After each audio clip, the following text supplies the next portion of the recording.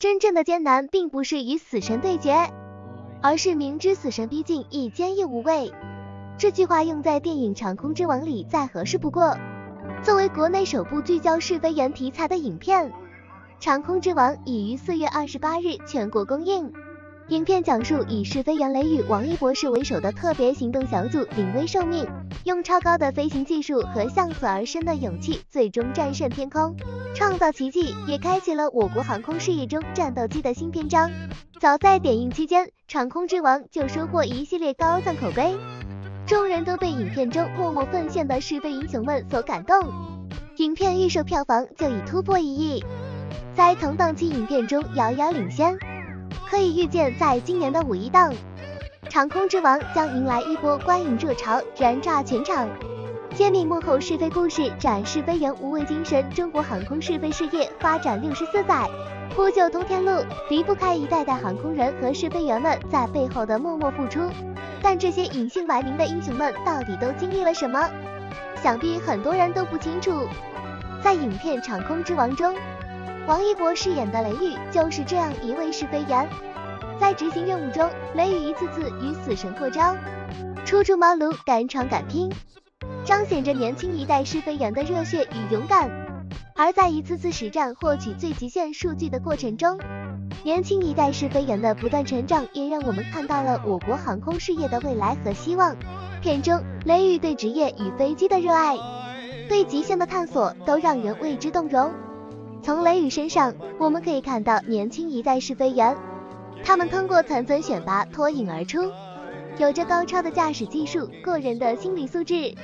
又有研发能力与深厚理论知识，既有军旅生活中的热烈与青春奔放，也有实战与试飞中的沉稳与冷静。而雷雨在与队长张挺的一次次交流学习中，我们也看到一代代试飞员之间的精神传承、无畏与担当。沉浸式动情演绎，让试飞员走进大众视野。近几年，王一博在大荧幕上的成绩有目共睹。此次在《长空之王》中出演试飞员雷雨，王一博也用沉浸式的演绎收获观众好评。谈及最难忘的拍摄瞬间，王一博表示，为了让演员有临场感，剧组准备的座舱非常真实，可以360度旋转、滚动、震动。而在拍摄3自由度旋转测试的一场戏时，试飞小组为了满足不同机位的拍摄需求，旋转了数十遍。拍摄结束后强忍晕眩，稍事休息便马上投入到接下去的拍摄中。实际上，每一次试飞都是用生命丈量飞机的极限。在与真实试飞员的交流学习中，王一博感慨颇深。大家前一天还在一起吃饭，第二天就驾驶飞机执行任务，这令我真切感受到英雄就在身边。对于角色，王一博也直言，电影中雷雨受了伤也跳了伞。其实飞行员高空遇险被迫跳伞的难度系数非常高，这是一件很可怕的事情。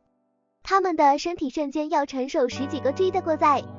颈椎、腰椎都会受到极大的冲击，即便在落地后也有许多不测的风险，造成巨大的生理和心理创伤。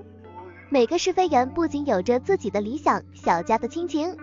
更胸怀民族和国家的大义。电影《长空之王》和以王一博为代表的一众主创们，用真情实感让试飞员走进大众视野。5一假期，让我们相约电影院，一同走进试飞员们的人生故事，去了解试飞员，了解真正的航空人。